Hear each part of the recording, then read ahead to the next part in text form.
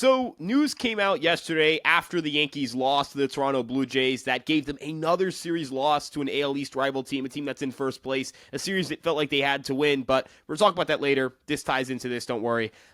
Jack Curry of Yes Network, who is, in my opinion, the gospel for Yankee rumors. When he says something, the odds of it not being true are just hysterically low.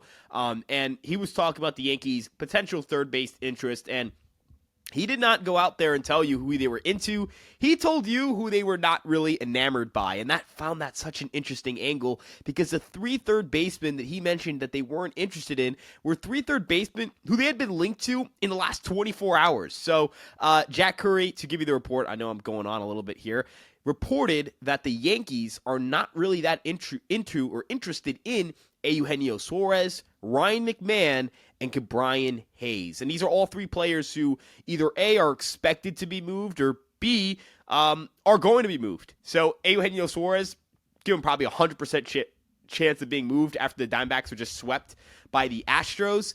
As for Ryan McMahon, I wouldn't give him a 100% chance, but I would say maybe a team like the Cubs, maybe a team like the Tigers, maybe they end up scooping him up. And then for the Pirates, Brian Hayes, a player who the Tigers, the Yankees, and Cubs have reportedly shown interest in, according to Noah Hiles of the Pittsburgh Post-Gazette. And as for Ryan McMahon, it wasn't like it was just fan fluff or Jim Bowden saying it would make sense.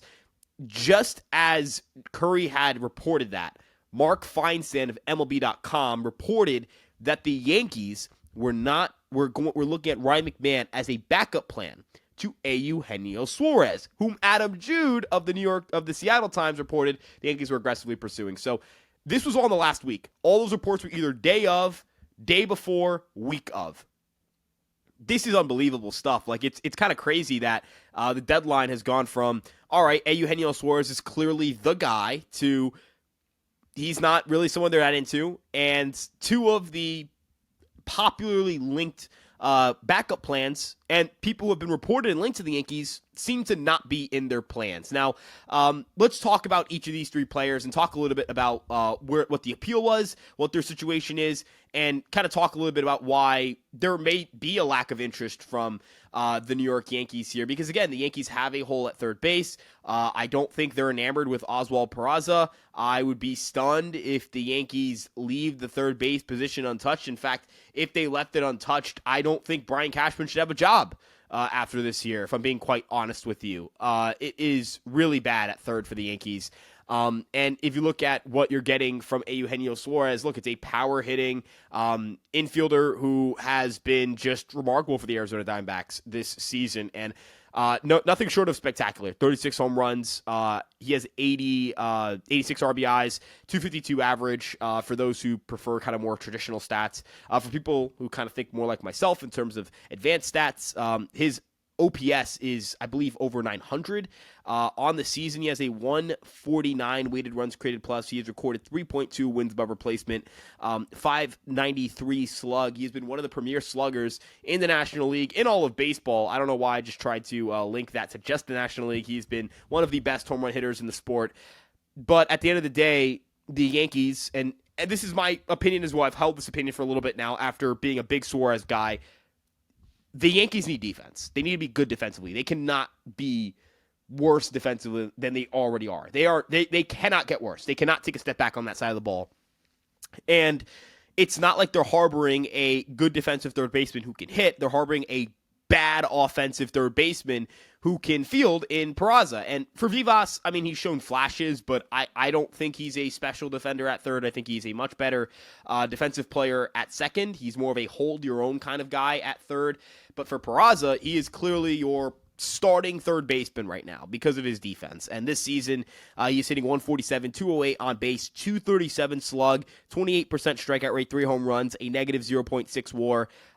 He's a phenomenal defensive player. He is a phenomenal defensive player, but he is, oh my God, levels of bad offensively. This season at third base, Peraza has been worth 5 defensive runs saved and 2 outs above average. Again, that's premium defense, but I cannot trust him at any capacity to hit in a postseason setting, regardless of the elite defense. And I also think that you might be able to get either A, better, or B, remain as good defensively at third base with a lesser player or a lesser target in terms of value and, trade cost acquisition at this year's deadline. We'll talk about that in a bit.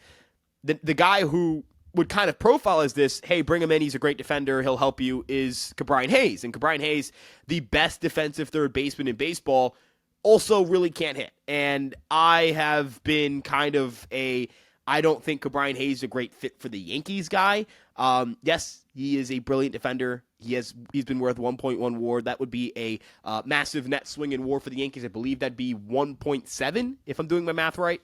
From Peraza to Hayes, and obviously that's a huge upgrade, but you're taking on a contract. You're taking on a contract that runs for, I believe, the next 4 years, so he is a free agent. Yeah, he has a club option for 2030, so 2026, 2027, 2028, 2029. That's 4 more years. I don't want to deal with that if I'm the New York Yankees. And he has chronic back issues. You have to wonder about how he's going to age. You have to wonder about how the long-term future of Ke'Bryan Hayes at just any position as a big league baseball player is going to look. He can't really hit. He can't really trust his health. I think it'd be a really, really ugly contract by the end of it, and I think the Yankees are better off trying to get someone who is either A, better if they're going to go for someone who's got control after 2025 and guaranteed money, or B, get someone who is comparable as a player and is not going to cost you 4 years of guaranteed money, which you're over the 4 threshold. It's not just $7 million. It's 7 times 1.10 plus 7. So that's the total number. And that number is going to be over $14 million, probably closer to $15 million a year for what is a very bad hitter, albeit a very good defensive player. And I think that's why the Yankees aren't in. And I think that, Jack Curry's report, that isn't actually very stunning to me. I think that Ke'Bryan Hayes, he does have fans in the Yankee organization, apparently. I think Chris Kirshner mentioned that, but I also think that, I've heard that. Like, it's not necessarily a private thing or like top secret. The Yankees like Ke'Bryan Hayes. Like, there's some people in the organization who like him. There are a lot of people who don't in the organization who don't think he's very good. So I don't think they're overly impressed there. For Ryan McMahon, he's been worth 1.4 WAR this year. Better hitter than Hayes, better fielder than Suarez, but owed $16 million towards a luxury tax the next 2 years if you trade for him. And he is a 30-year-old infielder. Going to turn 31 next year. 89 weighted runs created plus, 217 average, 314 on base, 403 slug in course, 31% strikeout rate. And, he's a great defender, but do I want to know what he's going to hit like away from Coors Field? Because the numbers this year away from Coors and kind of throughout his career are really scary. If you look at Ryan McMahon's numbers on the road this year, hitting 189 with a 589 OPS in his career, 216, 302, 362, 82 WRC plus, and a 664 PS. He's also striking out 36.8% of the time on the road this year.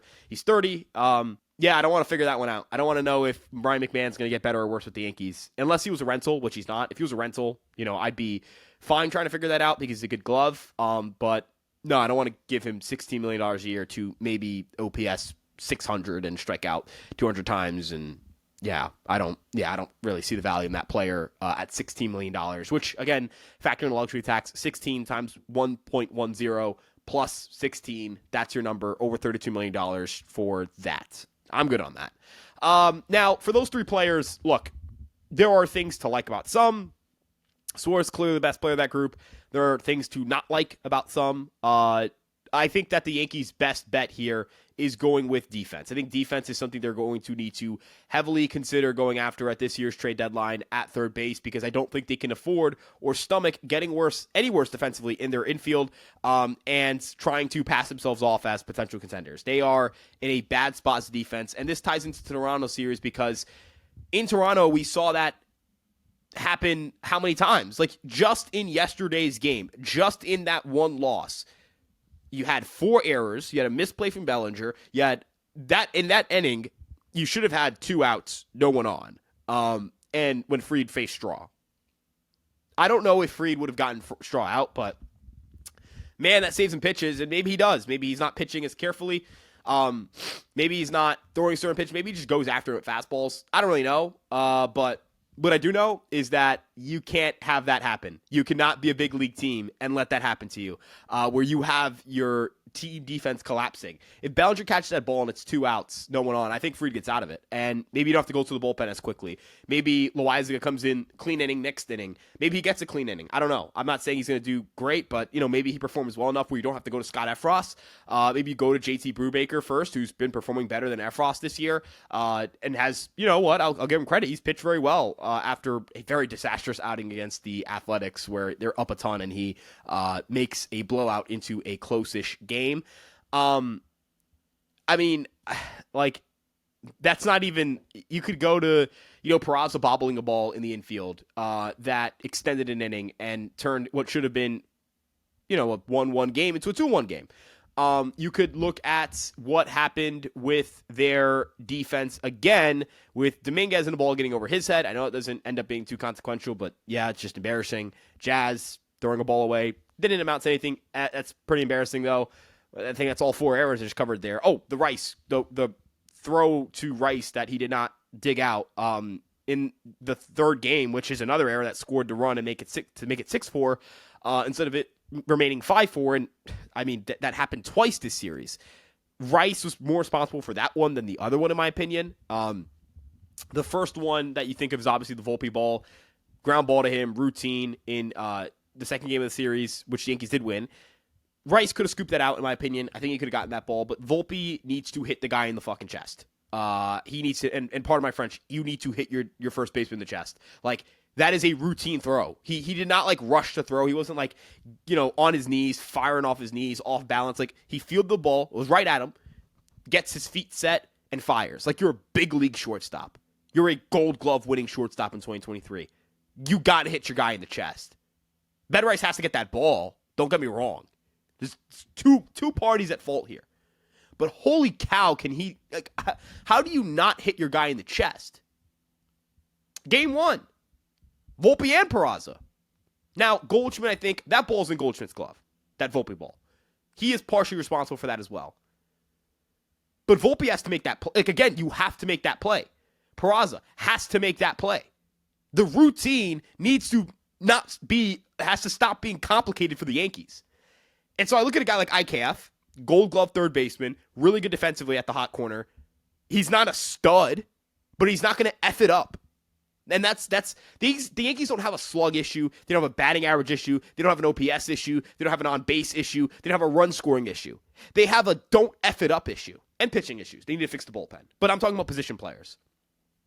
They have a don't F it up issue, and they keep effing it up. They keep effing it up. They keep messing everything up. They keep making the routine difficult. They keep making outs on the bases. They can't take extra bases. They're a bad base running team. They're a bad infield defense. It's got to get better. Has to get better. So I think this deadline, third base, when they address it, and if they don't, so help me God. If I have to watch Oswald Peraza hit every other day, if I have to watch Yorbit Vivas and Oswald Peraza play every single day, I will lose my mind. IKF's going to cost you nothing. In fact, you should have brought in a guy like IKF over the offseason. Should have brought in a guy like IKF before this Toronto series. But I understand trades, it takes 2 to tango, et cetera, et cetera. Offseason, definitely feel like they should have brought in an infielder. It's a little bit of my anger coming out here. But the Yankees took the routine and did not make it routine in this series. They need to make sure whatever third baseman they get can make the routine routine. That's it. Don't F it up. Play good defense. Don't F it up. When you get a lead, don't F it up. When you tie a game, don't F it up. Let your offense come up and do its job. They've hit. I'm sorry. They've scored enough to win these games. You score 4 runs a day where Max Fried pitches, you should win that game. I'm sorry. You should win that game. You score, I know the first game they didn't score enough.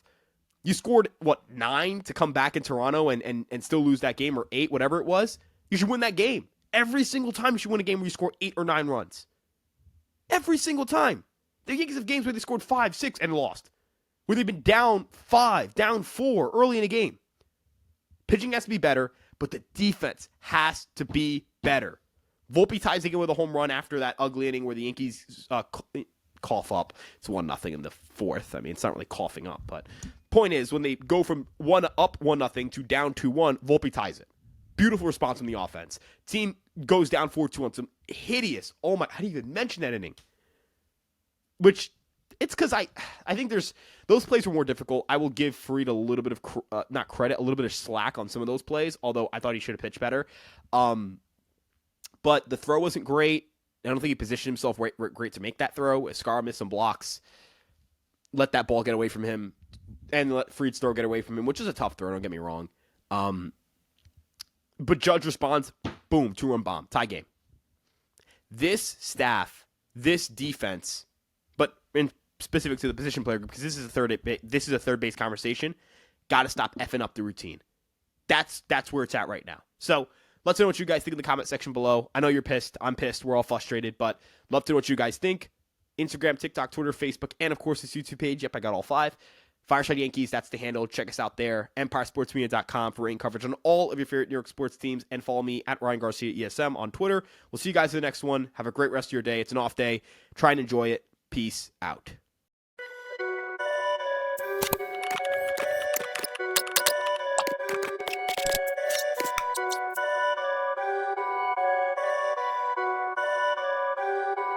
Perfect.